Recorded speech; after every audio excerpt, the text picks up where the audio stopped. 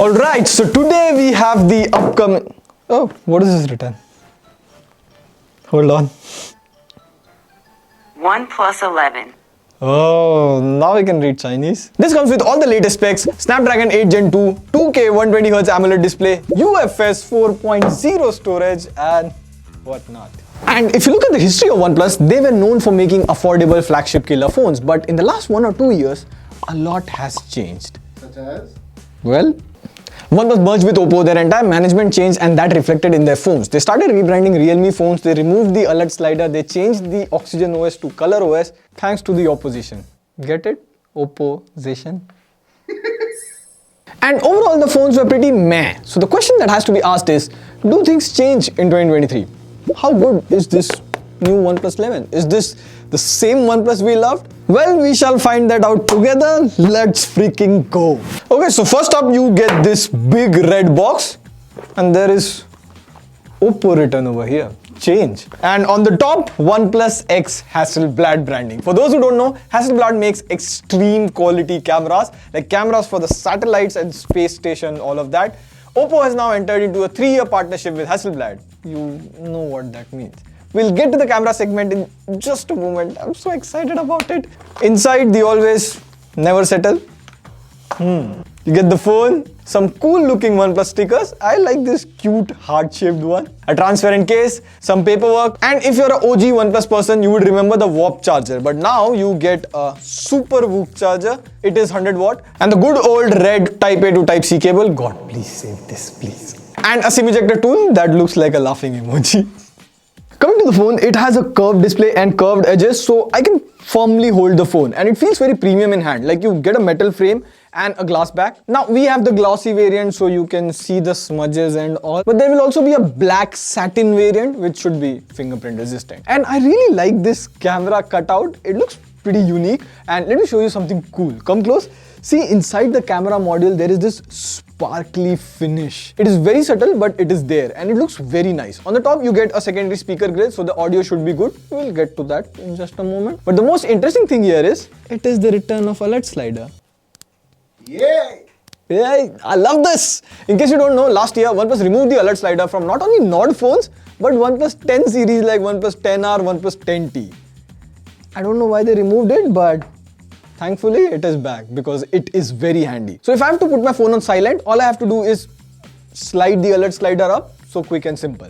And come close, see this alert slider also has this texture. So if I have the phone inside my pocket, I can easily make out the difference between the power button and the alert slider just by touch. So good job OnePlus. Now you get a 6.7-inch 120Hz 2K AMOLED display and the display quality is very nice. Like watching YouTube videos and all, they look vibrant and sharp. Now with curved display, there are usually accidental touches, but I didn't feel any of that here. It was pretty fine. And this has a peak brightness of 1300 nits. So outdoor in direct sunlight, see the icons and everything. The screen is pretty visible. Also, this is an LTPO3 display, which means that the refresh rate can go from 1 to 120 Hz. Like see here on the calculator, if I'm not typing, it is 10 Hz. But as soon as I type, it switches to the fluid 120 Hz. This fluctuation saves battery life. Now it also has an in-display fingerprint scanner and it is pretty fast and accurate. And you get dual stereo speakers and we are taking the testing to one more limit. I am outside in full traffic and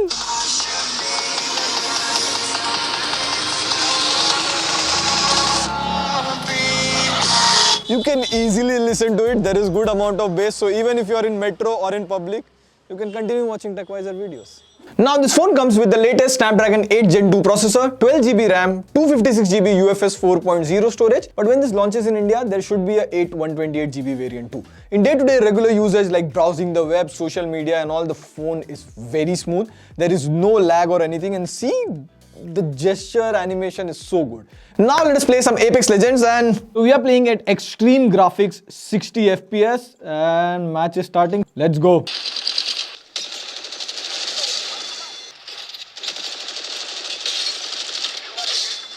So overall the performance was good. There was a frame drop here and there, but for 10-15 minutes it performed really good. And remember that Hasselblad branding on the phone box? Well, it is here as well.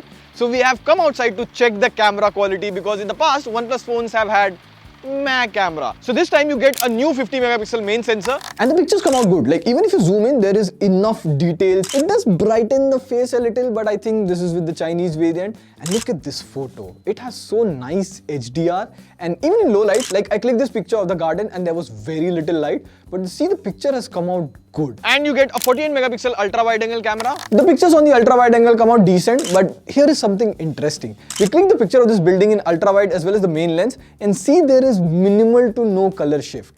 But if there's a human subject, like in this picture of me, again we clicked with both lens, but see, it has brightened my face. Like, see my sweater, the colors are totally different. And you also get a 32 megapixel 2x telephoto lens. And you can click some really nice portrait shots, but even in portrait mode, there is this extra brightness on my face. But I think brand should give a 3x or 5x telephoto lens because that makes a lot of sense and is more useful. Now, it can also record in 8K 24 FPS, but the stabilization isn't that good.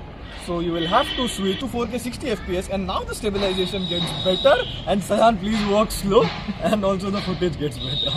And for the past 1 hour, we have been trying to shoot, and listen to this noise. Listen. 1 subscribe is equal to 1 decibel less noise. Please do it. And you get a 16 megapixel front selfie camera which can record in 1080p 30 FPS. And here's my question. What will come first? 4K on the front camera or a folding iPhone? Comment below. My bet is on folding iPhone. Anyways, the selfies come out good. There is enough detail. There's nice skin tones. So overall, I would say that the camera hardware is solid and has really improved from last time. Much is to be seen when it comes to India. We'll have the final judgment. Now, out of the box, this comes with Android 13, and this version here is running on ColorOS. But when it launches in India, it will be the same OS, but we will call it Oxygen OS. And there are some additional features like 3-finger to swipe and you get a split screen mode, or this quick launch app through the fingerprint. These are nice, but this one I really like. Let me show you. Like, see here, we all know raise to wake. So if I pick up the phone, it wakes up. But if you keep the phone down like this without unlocking it, it automatically goes to sleep. Like I could do this all day to just see it back go to sleep. Like, small feature, but I really liked it. Now you'll be getting 4 years of OS update and 5 years of security update. So this will go up until Android 17. Now there are a few bloatware, but this is a Chinese variant. I just hope when it launches in India, there are no bloatwares. The OnePlus 11 comes with a 5000 mAh battery, and in my usage, it lasted me easily 1.5 days. You get a 100-watt super whoop charger in the box, and we'll see what 5G bands do you get when it launches in India. So to answer the question, is the OnePlus 11 a return to form for OnePlus? Well, I would say they are headed in the right direction. You get a great display, the design is very premium, even the camera quality has improved a lot. You also get 4 Android OS updates. If only they improve their software game and makes things as simple as it was with the OG OnePlus OS, it would be great. And remember, iQOO 11 has similar specs, and that sells for around 55,000 rupees with bank offers and all of that. And here is something interesting. If you see the latest smartphone sales, the sales for Vivo has gone up. iQOO is a sub-brand of Vivo, so people are buying iQOO phones. Now, we don't know the exact Indian pricing of OnePlus 11, but if this is around 50,000, that would be a really good value for money phone at that price. On that note, this is Pratik signing off. See ya in the next video. Pew, pew, pew.